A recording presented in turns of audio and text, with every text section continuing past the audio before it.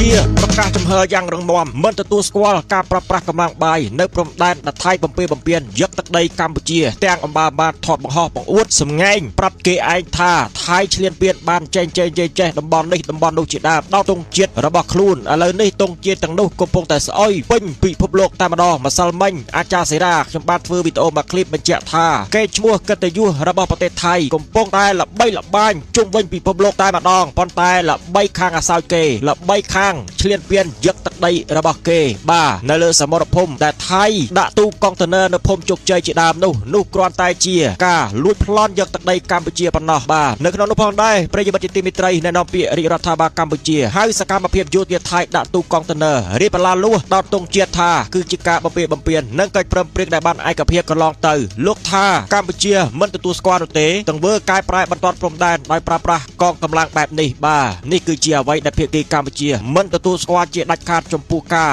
ដាក់ទូកុងតឺន័រឬក៏ដោតទងជាតិប្រទេសថៃបាទធរស្អេយើថៃប្រែតែចោលប្រែតែលួចនោះយើងទទួលស្គាល់បែបអន្តរជាតិលក្ខណៈ JBC បាទវាស់វែងបង្គោលព្រំដែនប្រើប្រាស់ផែនទីខ្នាត1 លើ 200,000 ជាដើមនេះគឺជាដំណឹងនឹងរៀបរាប់ទៅកាន់ប្រិយមិត្តពុកម៉ែបងប្អូនទាំងអស់គ្នានាថ្ងៃទី2 មករា 2026 វេលាម៉ោង 5 ឲ្យគត់តែម្ដង 5 ល្ងាចបាទប្រិយមិត្តជាទីមេត្រីប្រាសាទប្រវហិតំបន់ព្រំដែនខ្ទេចខ្ទីដោយសារតែការបាញ់ផ្លោមវាយប្រហារពីសំណាក់ចៅថៃបំផ្លាញប្រាសាទប្រវហិខ្ទេចខ្ទីអស់ហើយប្រិយមិត្តឃើញវីដេអូទាំងឡាយទេបាទតែខ្ញុំសូមលើកខ្វូតមួយដែលត្រូវបានចាលើសិលាចារឹកដែលលើកឡើងថាជនដែលបំផ្លាញទីសក្ការៈបូជានេះនឹងត្រូវចោះទៅឋាននរកឯអ្នកដែលខិតខំប្រឹងប្រែងថែរក្សាការពារធ្វើឲ្យរុងរឿងរីកចម្រើននឹងឡើងទៅកាន់ឋានសួគ៌ព្រះបាទសូរិយាវរ្ម័នទី1ដកស្រង់ចេញពីសិលាចារឹកប្រាសាទព្រះវិហារឃើញទេអ្នកដែលបំផ្លាញទៅឋាននរកអ្នកដែលថែរក្សាគឺឡើងទៅកាន់ឋានសួគ៌នេះគឺជាអ្វីដែលបានឆ្លាក់ចារឹកនៅលើប្រាសាទព្រះវិហារហើយប្រាសាទព្រះវិហារត្រូវបានពួកយោធាថៃកំទេចវាយប្រហារមិនខ្លាចបនបាប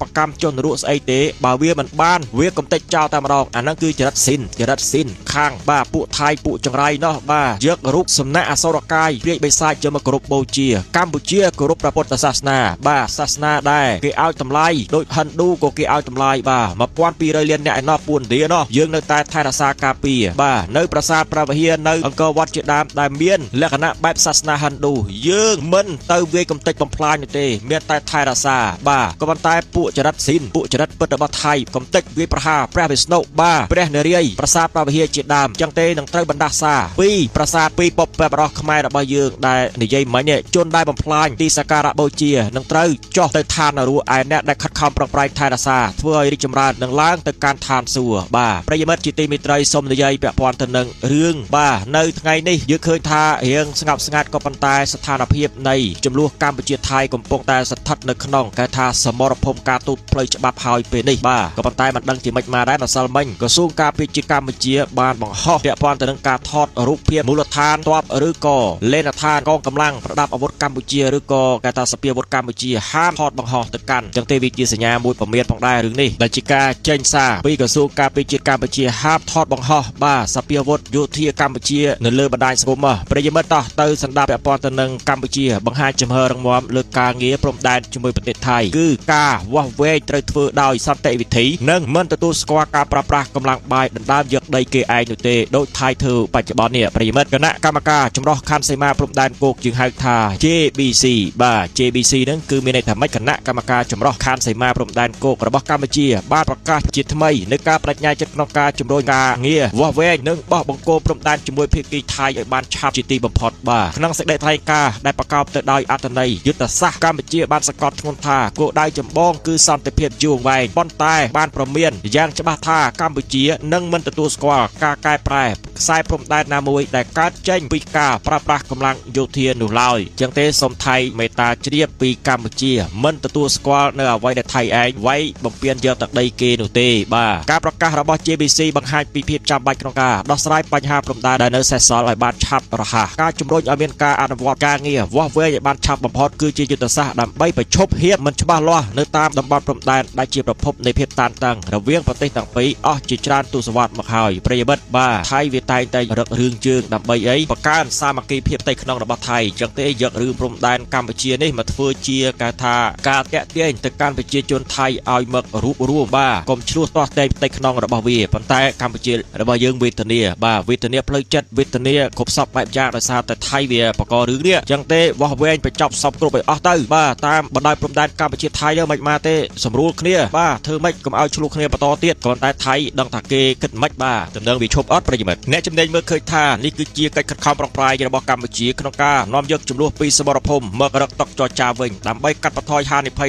នៃយថាហេតុណាមួយដែលអាចឈានទៅរកការប៉ះទង្គិចអាវុធសាជាថ្មីគោលការណ៍មិនទទួលស្គាល់ការប្រើប្រាស់កម្លាំងគឺជាខែលការពារអធិបតេយ្យភាពចំណុចដែលគួរចាប់អារម្មណ៍បំផុតនៅក្នុងសេចក្តីថ្លែងការណ៍នេះគឺការបដិសេធមិនទទួលស្គាល់ការផ្លាស់ប្ដូរព្រំដែនតាមរយៈការប្រើប្រាស់កម្លាំងជំហរនេះស្របទៅនឹងធម្មនុញ្ញអង្គការសហប្រជាជាតិនិងគោលការណ៍ច្បាប់អន្តរជាតិដែលចែងថាច្បាប់មិនអាចកើតចេញពីអំពើខុសច្បាប់បានឡើយបាទចែងថាម៉េចទៀតបាទការទប់ស្កាត់ការរំលោភបំពានរឿងនេះជាសារព្រមានថារាល់ការប៉ុនប៉ងរំកិលបង្គោលព្រំដែនឬការកាន់កាប់ទឹកដីដោយកម្លាំងយោធានឹងមិនមានតម្លៃគតិយុត្តជាអន្តរជាតិនោះទេរឿងមួយទៀតនោះគឺការប្រកាន់ភ្ជាប់ MOU 2000កម្ពុជាកំពុងរំលឹកក្រៅរំលឹកទៅកាន់ភាគីថៃថាម៉េចរាល់សកម្មភាពណាមួយដែលនាំឲ្យមានការប្រែប្រួលសភាពការនៅតាមតំបន់ព្រំដែនដែលមិនទាន់បោះបង្គោលរួចគឺជាការរំលោភលើអនុស្សរណៈនៃការយោគយល់គ្នាឆ្នាំ2000អញ្ចឹងទេវាស្ថិតនៅក្នុងរឿងរបស់ JBC ផ្នែកគណៈកម្មការព្រំដែនគោកខណ្ឌសីមាគេវាស់វែងសិនទៅពេលថៃអត់ស្ដាប់មានថារំលោភ MOU 2000អញ្ចឹងទេកម្ពុជាគួរធ្វើម៉េចបើសិនជាថៃ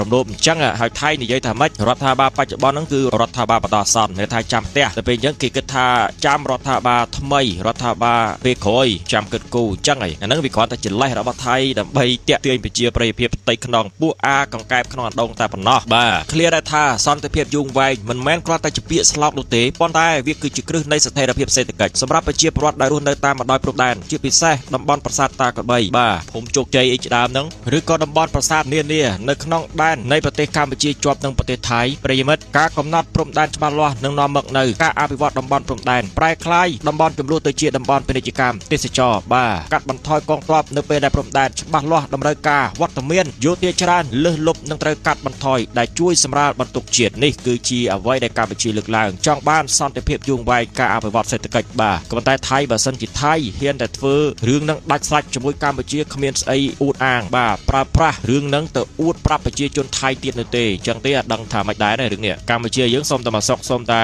បាទសន្តិភាពប៉ុន្តែថៃឯនោះវិញខ្ញុំគិតថាពួកយោធាណាបាទរឿងព្រំដែនកម្ពុជាថៃដាច់ស្រេចមានថាវាអត់មានអីនៅក្នុងការបករឿងសម្ញាយអំណាចរបស់យោធាទៅកាន់ពួកអាកង្កែបក្នុងអណ្ដូងនោះទេអញ្ចឹងទេបាតុកម្មឬក៏អំណាចយោធាថៃក្សត្រថៃនឹងបាត់បង់ហើយអាហ្នឹងខ្ញុំយល់មកផ្នែករឿងហ្នឹងបង្កើតភាពជឿជាក់ដល់អ្នកវិនិយោគឆ្លងដែននិងជំរុញទំហំពាណិជ្ជកម្មទ្វេភាគីបាទបញ្ហាប្រឈមសម្រាប់ JBC ទោះបីជាមានឆន្ទៈខ្ពស់ប៉ុន្តែការងារបច្ចេកទេសនៅតែមានភាពស្មុគស្មាញ JBC ត្រូវដោះស្រាយភាពខុសគ្នាផ្នែកបច្ចេកទេសរវាងផែនទីខ្នាត1/2000ដែលកម្ពុជាប្រើប្រាស់និងការបកស្រាយផែនទីរបស់ភាគីថៃបាទលើពីនេះស្ថានភាពនយោបាយផ្ទៃក្នុងរបស់ប្រទេសទាំងពីរក៏ជាកត្តាកំណត់ល្បឿននៃការងារនេះផងដែរជារួមប្រិយមិត្តជាទីមេត្រីសេចក្តីថ្លែងការណ៍របស់ JBC កម្ពុជានៅពេលនេះគឺជាយុទ្ធសាស្ត្រការទូតការពារដ៏មុតស្រួចមិនឲ្យបាត់បង់ទឹកដីកម្ពុជាទៅកាន់ភាគីថៃណាមួយនោះទេបាទយើងត្រូវតែប្រកាន់ភ្ជាប់ទៅនឹងផ្លូវច្បាប់ផ្លូវការទូត JBC បាទការបោះបង្គោលព្រំដែនកម្ពុជាថៃប្រព្រឹត្តទៅដោយផ្លូវច្បាប់ឲ្យបានត្រឹមត្រូវទៅកុំឲ្យថៃរំលោភបំពានយកដីកម្ពុជាស្រស់ឆៅអញ្ចឹងហ្នឹង